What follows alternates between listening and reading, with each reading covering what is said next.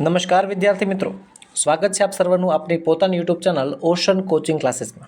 વિદ્યાર્થી મિત્રો, આજે આપણે ધોરણ 9 આપણો વિષય હિન્દી, જેમાં વિકાસ પરીક્ષા અસાઇનમેન્ટ જે આપણને પ્રથમ પરીક્ષા 2024 માટે આપેલું છે, જે આપણને આદર્શ પ્રશ્નપત્રો સહિત આપ્યું છે, તેનો આજે આપણે અભ્યાસ કરીશું। વિદ્યાર્થી મિત્રો, જેમાં આજે આપણે વિષય હિન્દી વિભાગ બી પદ્ય વિભાગ, જેમાં આપણે પ્રશ્ન ક્રમાંક 17નો અભ્યાસ કરીશું। અગાઉ વિદ્યાર્થી મિત્રો આપણે વિભાગ એ અને વિભાગ બીની અંદર પ્રશ્ન ક્રમાંક 16 સુધીના તમામ પ્રશ્નોનો અભ્યાસ કરી ચૂક્યા છીએ। જો તમે તેના વિડીયોઝ નથી જોયા તો તેની લિંક નીચે વિડીયોના ડિસ્ક્રિપ્શન બોક્સમાં આપી છે, તેને જરૂરથી જોઈ આવજો। વિદ્યાર્થી મિત્રો, સાથે સાથે આપણી ચેનલ ઓશન કોચિંગ ક્લાસીસ પર ધોરણ 9નું સંપૂર્ણ અસાઇનમેન્ટ ગુજરાતી, ગણિત, હિન્દી, અંગ્રેજી, વિજ્ઞાન, સમાજ, સંસ્કૃતનું સંપૂર્ણ સોલ્યુશન લાઈવ થઈ ચૂક્યું છે। જો તમે તેના વિડીયોઝ નથી જોયા તો તેની લિંક નીચે વિડીયોના ડિસ્ક્રિપ્શન બોક્સમાં આપી છે, તેને જરૂરથી જોઈ આવજો। સાથે સાથે તમારા માટે ખુશખબર એ પણ છે કે વિકાસ પરીક્ષાલક્ષી અસાઇનમેન્ટ ધોરણ 9નું હવે તમે ઘરે બેઠા મેળવી શકો છો। જી હા વિદ્યાર્થી મિત્રો, આપણો વોટ્સએપ નંબર 6354827383 પર કોન્ટેક્ટ કરીને તમે ઘરે બેઠા અસાઇનમેન્ટ મેળવી શકો છો। અને એમાં પણ બહુ મોટી વાત એ છે કે તમારે એમાં ડિલિવરી ચાર્જ ચૂકવવાનો નથી, જે તમને free of cost free delivery ચાર્જમાં આપવાનું છે। चलो शुरू करिए। प्रश्न क्रमांक 17 कहे छे, निम्नलिखित प्रश्नों के 5-6 वाक्यों में उत्तर लिखिए। पद्य नंबर 1 सवाल छे, देह मंदिर चित्त मंदिर एक ही है प्रार्थना, सत्य सुंदर मांगल्य की नित्य हो आराधना। काव्य पंक्ति का आशय स्पष्ट कीजिए। तो जवाब छे, कवि वसंत बापट बहुत ही उदार हृदय और ऊंची दृष्टि के कवि हैं। वह उनके चित्त और देह की बस एक ही प्रार्थना है कि लोग अच्छे कर्म करें, सत्य के मार्ग पर चले, उनके हृदय में शुभ और सुंदर भावनाएं हो, लोग स्वार्थ त्याग कर सबके हित की बात सोचे। बीजो सवाल है, कवि श्री बसंत बापट भेदों को नाश करने की बात क्यों करते हैं? जवाब आवश्य, संसार में विज्ञान ने बहुत उन्नति कर ली है, फिर भी दुनिया में ऊंच नीच, जाति पाति, अमीर गरीब आदि कई भेद है। इन भेदभावों के कारण मानव समाज में ईर्ष्या, द्वेष और संघर्ष है। इनके कारण मानव एकता में बाधाएं आती है और हमारा विश्व बंधुत्व का सपना पूरा नहीं होता। इसलिए कवि इन भेदों को नाश करने की बात करते हैं। तीजो सवाल है, कवि श्री वसंत बापट कैसे मांगल्य की आराधना करते हैं? तो जवाब आवश्य, मांगल्य के अर्थात सबका कल्याण। कवि चाहते हैं कि सब लोग सत्य के मार्ग पर चले, सबके मन में सुंदर विचार आए और सब एक दूसरे के कल्याण की बात सोचे। इस तरह कवि सबके कल्याण की कामना करते हुए मांगल्य की आराधना करते हैं। अगला सवाल है, कवि के अनुसार किसके दुख दूर होने चाहिए? तो जवाब आवश्य, कवि के अनुसार लोगों के जीवन में तरह तरह के दुख है। इन दुखों से छुटकारा पाने का उन्हें कोई मार्ग नहीं सूझता, उन्हें दूसरों की सहानुभूति भी नहीं मिलती, वे स्वयं अपने दुखों से मुक्त नहीं हो सकते। ऐसे उपेक्षित और असहाय लोगों के दुख दूर होने चाहिए। पद्य नंबर 4 पहला सवाल है, कवि के अनुसार पुरुष कहलाने के लिए क्या क्या करना चाहिए? तो जवाब आवश्य, कवि के अनुसार चांदनी और फूलों की छाया अर्थात अत्यंत सुख सुविधा में पलकर मनुष्य सुंदर और कोमल भले ही बन जाए, परंतु कष्ट उठाए बिना धूप का सामना किए बगैर कोई व्यक्ति पुरुष नहीं बन सकता। जो व्यक्ति कष्टों का अमृत पीकर उनका सामना करने आगे बढ़ता है तथा धूप और आंधी अर्थात दुखों और मुसीबतों को सहकर अपना आत्मविश्वास नहीं खोता, वही पुरुष कहलाता है। इस प्रकार व्यक्ति को पुरुष कहलाने के लिए काफ़ी परीक्षाएं पार कर साहसी बनना पड़ता है। बीजो सवाल है, दानी पुरुष का क्या स्वभाव कैसा होता है? तो जवाब आवश्य, दानी पुरुष धन दौलत को संग्रह करने की वस्तु नहीं मानते, वे अपना धन दूसरों को बांटने में ही रुचि रखते हैं। वे अपनी बहुमूल्य वस्तुएं दूसरों को देने में संकोच नहीं करते, वे किसी से कुछ लेते नहीं, वे दूसरों को देने में सुख का अनुभव करते हैं। इस प्रकार दानी पुरुषों का स्वभाव दयालु और उदार होता है। तीजो सवाल है, सुख समृद्धि के अधीन रहने वाले मनुष्य की क्या दशा होती है? जवाब आवश्य, सुख समृद्धि के अधीन रहने से मनुष्य धीरे धीरे अपना प्रभाव खो देता है। राजपाट, राजमुकुट और मणिमय सिंहासन उससे तेज हर लेते हैं। उसकी वैभव पाने की लालसा प्रतिदिन बढ़ जाती है, परंतु यह लालसा अंत में उसका विनाश करती है। इस प्रकार सुख समृद्धि के अधीन रहने वाले मनुष्य की अंत में दुर्दशा होती है। चौथो सवाल है, कर्ण ने किसे अपना आदर्श माना है, क्यों? जवाब आवश्य कर्ण ने पक्षीराज गरुड़ को अपना आदर्श माना है क्योंकि गरुड़ कबूतरों की तरह महलों में सुनहरे शिखरों में रहना पसंद नहीं करता। वह पहाड़ों या चट्टानों की दरारों में रहता है। नागपाश से छुड़ाने की शक्ति गरुड़ में होती है। कर्ण का स्वभाव भी गरुड़ के समान है।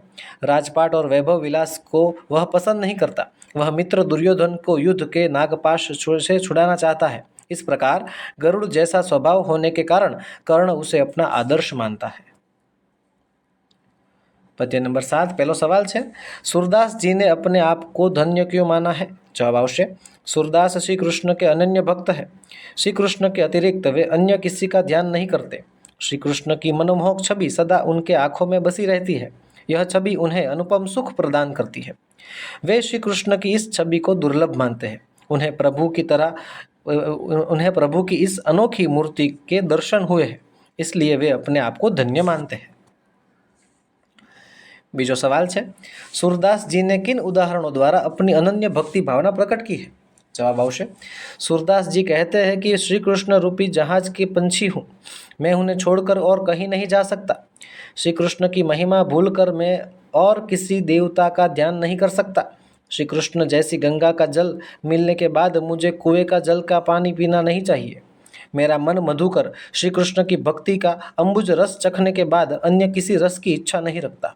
मेरे प्रभु तो कामधेनु के समान है, उनको छोड़कर मैं बकरी का दूध दोहने क्यों जाऊं? तीजो सवाल है, सूरदास जी ने बालक श्री कृष्ण के स्वरूप का वर्णन किस प्रकार किया है? तो जवाब आवश्य बालक श्री कृष्ण की मूर्ति बड़ी मनोहर है। वे अपने हाथों में मक्खन लिए घुटनों के बल चल रहे हैं। उनका मुंह में मक्खन लगा हुआ है। उनके गाल सुंदर और आंखें चंचल है। उनके माथे पर गौरोचन का तिलक लगा हुआ है। उनके लटे मदमस्त भौरों जैसी सुंदर लग रही है। वे अपने गले में कंठुला की माला पहने हुए हैं। इस प्रकार श्री कृष्ण की छवि अत्यंत मनमोहक है। चौथा सवाल है, मेरो मन अनंत कहाँ सुख पावे, पंक्ति का आशय स्पष्ट कीजिए। जवाब आवश्य मेरो मन अनंत कहाँ सुख पावे पंक्ति में सूरदास जी कहते हैं कि मेरा मन श्री कृष्ण के सिवाय और कहीं सुख नहीं पाता। जैसे जहाज का पंछी जहाज से उड़कर पुनः जहाज पर ही आता है, उसी तरह मेरा मन अन्य देवताओं के यहाँ भी भटक कर फिर कृष्ण के चरणों में लौट आता है। कमल नयन श्री कृष्ण की महिमा छोड़कर वह अन्य किसी देवता का ध्यान कैसे कर सकता है? यदि कोई प्यासा व्यक्ति पवित्र गंगा जल को छोड़कर अपनी प्यास बुझाने के लिए कुआं खुदवाए तो उसे मूर्ख ही कहा जाएगा। जिस भौरे ने कमल के रस का स्वाद चख लिया हो, उसे करील का फल कैसे अच्छा लगेगा? सूरदास जी कहते हैं कि श्री कृष्ण तो कामधेनु समान है, उन्हें छोड़कर बकरी को क्यों कौन दोहेगा? पद्य क्रमांक 10 पहला सवाल है, वृद्ध भारतवर्ष ही संसार का सिरमौर है, स्पष्ट कीजिए। जवाब आवश्य सिरमौर का अर्थ होता है सरदार अथवा श्रेष्ठ चरित्र वाला नायक। प्राचीन काल में ज्ञान विज्ञान के क्षेत्र में भारत सबसे आगे था। भारत ने ही दुनिया को भिन्न भिन्न विद्याएं सिखाई और कला कौशल का ज्ञान दिया। इस देश ने ही संसार को सभ्यता और संस्कृति के पाठ सिखाए। आज भी हमारा देश संसार को सुख, शांति और मानवता का संदेश दे रहा है। इस क्षेत्र में दुनिया उसके नेतृत्व को सराह रही है। बीजो सवाल है, आर्यों के उच्च चरित्र के बारे में गुप्त जी ने क्या कहा है? जो जवाब आवश्य गुप्त जी कहते हैं कि आर्य ऊंचे आदर्शों के साथ जीवन जीते थे। परोपकार ही उनके जीवन का उद्देश्य था। दूसरों के लिए जीने में ही वे अपने जीवन की सार्थकता मानते थे। स्वार्थ की भावना से वे कोसों दूर थे। वे कर्मवीर थे। निष्क्रिय होकर बैठना वे नहीं जानते थे। इस प्रकार गुप्त जी ने आर्यों के उच्च चरित्र की प्रशंसा की है। तीजो सवाल है, भारतवासियों के बारे में गुप्त जी क्या कहते हैं? तो जवाब आवश्य गुप्त जी के अनुसार भारतवासी आर्यों की संतान है। एक समय था जब आर्य विद्या और कला कौशल में सबसे आगे थे। ज्ञान विज्ञान के क्षेत्र में उनका कोई मुकाबला नहीं था। परंतु इन महान आर्यों की संतान होकर भी आज भारतवासी अधोगति में पड़े हुए हैं। प्रगति की दौड़ में वे बुरी तरह पिछड़ गए हैं। फिर भी अपने महान पूर्वजों के उच्च आदर्शों को वो भूले नहीं है। चौथा सवाल है, गुप्त जी ने भारत के गौरव को किस रूप में हमारे सामने रखा है? तो जवाब आवशे गुप्त जी कहते हैं कि भारत प्रकृति का पुण्य लीला स्थल है, यह ऋषियों की पावन भूमि है, भारत ही संसार का सिरमौर है, भगवान की बनाई हुई भवभूतियों का सबसे पहला भंडार भारतवर्ष ही है, यहाँ के निवासी आर्यों की तरह प्रसिद्ध भूमि है, आर्यों ने ही संसार को विद्या और कला कौशल की शिक्षा दी। इस प्रकार कवि ने भारत के गौरव को हमारे सामने रखा है। तो बस विद्यार्थी मित्रों, आजना विडियोमां एटલું જ। અહીં આપણે હિન્દીના અસાઇનમેન્ટમાં પ્રશ્ન ક્રમાંક બી ને સેક્શન બી ને જે છે આપણે અંત તરફ લઈ જઈએ છીએ। મળીશું આવતા વિડીયોમાં, જેમાં આપણે સેક્શન સીનું સંપૂર્ણ સોલ્યુશન લઈને હાજર થશું। વિદ્યાર્થી મિત્રો, વિડીયો ગમ્યો હોય તો લાઇક કરો, તમારા મિત્રોમાં શેર કરો અને ચેનલમાં નવા હોવ તો સબસ્ક્રાઇબ કરો।